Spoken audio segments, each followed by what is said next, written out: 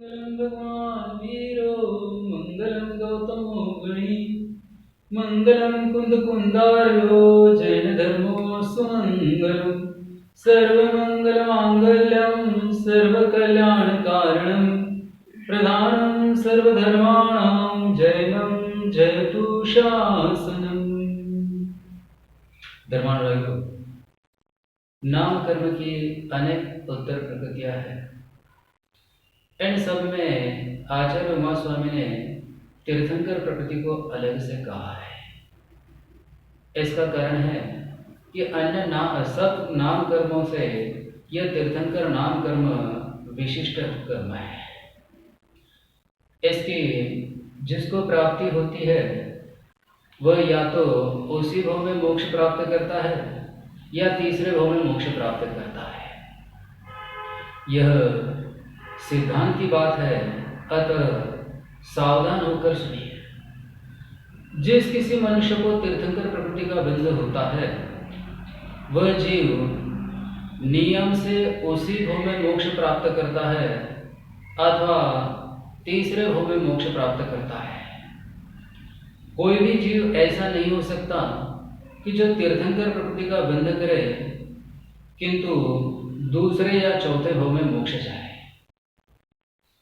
तीर्थंकर प्रकृति का बंध इतना आसान नहीं है, वह अत्यंत दुर्लभ है।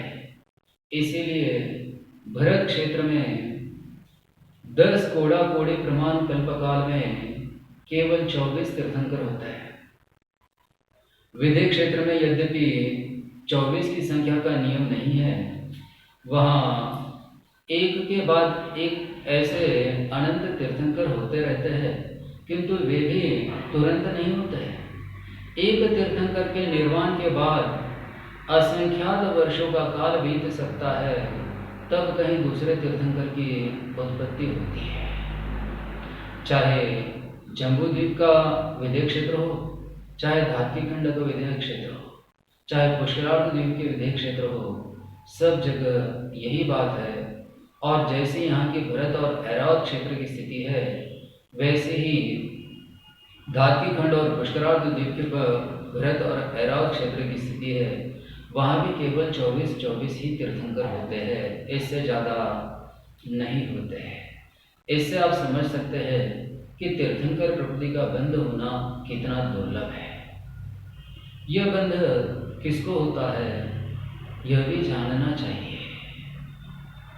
सबसे पहली बात, तीर्थंकर प्रकृति के बंध का प्रारंभ नियम से केवली अथवा श्रुत केवली के पाद मूल में ही होता है। यदि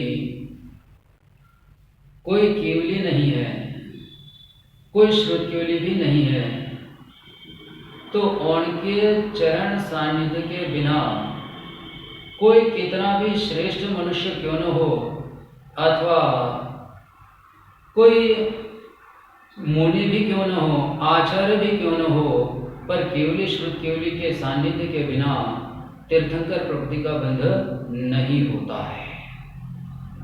इसलिए पंचम काल में भरत क्षेत्र में किसी को भी तीर्थंकर प्रकृति का बंध नहीं होता।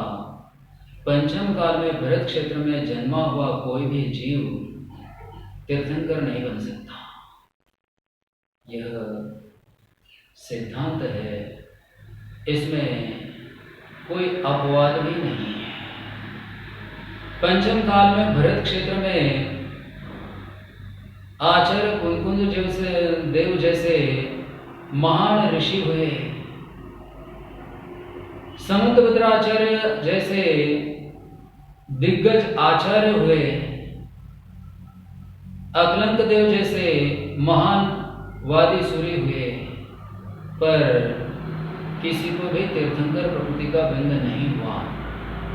यहाँ तक कि इन महान आचार्यों के गुरु अथवा उनके गुरुओं को भी तीर्थंकर प्रकृति का बंध नहीं हुआ, क्योंकि पंचम काल में यहाँ पर अब किसी केवली अथवा शुद्ध केवली का सानिध्य नहीं मिलता है। किसी जीव को यदि तीर्थंकर बनना हो तो मैं तीर्थंकर बनूं, ऐसी भावना करने से वह तीर्थंकर नहीं बनता है। उसके लिए निष्काम साधना करनी होती है। विशिष्ट सम्यक और विशिष्ट संयम ये तीर्थंकर प्रकृति के बंध के मूल कारण है। इस समय उसकी भी कहीं हमें कोई आशा नहीं दिखती है, और जो सान्निध्य आवश्यक है वो केवल ईश्वर केवल का सान्निध्य भी नहीं है। इसलिए उनके पादमूल के बिना यहाँ हमें किसी को भी तीर्थंकर प्रकृति का बंध प्रारंभ नहीं हो सकता। यदि कोई जीव यहाँ से जीवन पूर्ण करके अगले भाव में विदेह क्षेत्र में उत्पन्न होता है, चाहे वो जम्बूद्वीप का विदेह क्षेत्र हो, चाहे धारती खंड का हो, चाहे पुष्करार्थ द्वीप का हो, यदि वहाँ के विदेह क्षेत्र में उत्पन्न होता है तो वहाँ केवली अथवा तीर्थंकर का सानिध्य मिल सकता है। वहाँ पर उस जीव को तीर्थंकर प्रकृति का बंध प्रारंभ हो सकता है। उनमें कोई जीव वहाँ से आयु पूर्ण करने के पश्चात एक वो बीच में लेकर, यानी यहाँ से लेकर चौथे भाव में तीर्थंकर बन सकता है। अथवा कोई जीव जन्म लेने के बाद 8 वर्ष और अंतर मुहूर्त व्यतीत करके विशिष्ट सम्यक दर्शन विशुद्धि अथवा मुनि दीक्षा लेने के पश्चात विशिष्ट संयम के प्रभाव से तीर्थंकर प्रकृति का बंध प्रारंभ कर सकता है। पर उसके लिए उसे धाती खंड अथवा कहीं के विदेह क्षेत्र में जन्म लेकर कम से कम 8 वर्ष अंतर मुहूर्त होना आवश्यक है। उससे पहले वहाँ किसी को भी तीर्थंकर प्रकृति का बंध प्रारंभ नहीं हो सकता है।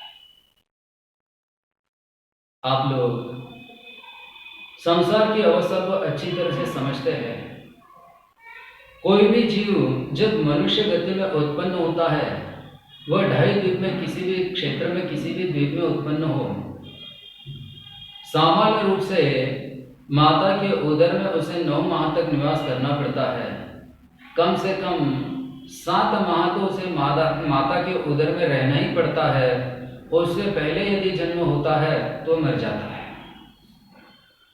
इसलिए जिसने जन्म लेकर माता के उदर में कम से कम 7 महीने व्यतीत किए हैं, उसके पश्चात जन्म लिया है और फिर 8 वर्ष पूर्ण हुए हैं, तब जाकर किसी मनुष्य को तीर्थंकर प्रकृति का बंध प्रारंभ हो सकता है। लेकिन बंध प्रारंभ होते हुए तत्काल तीर्थंकर बनेगा ऐसा नहीं है। यदि मुनि दीक्षा ली है तो कदाचित अंतर मुहूर्त में केवल ज्ञान की प्राप्ति हो सकती है और तीर्थंकर पद प्राप्त हो सकता है। लेकिन उसके लिए उसे वहाँ जन्म लेकर 8 वर्ष व्यतीत करने पड़ते, उससे पहले कोई तीर्थंकर नहीं बन सकता है।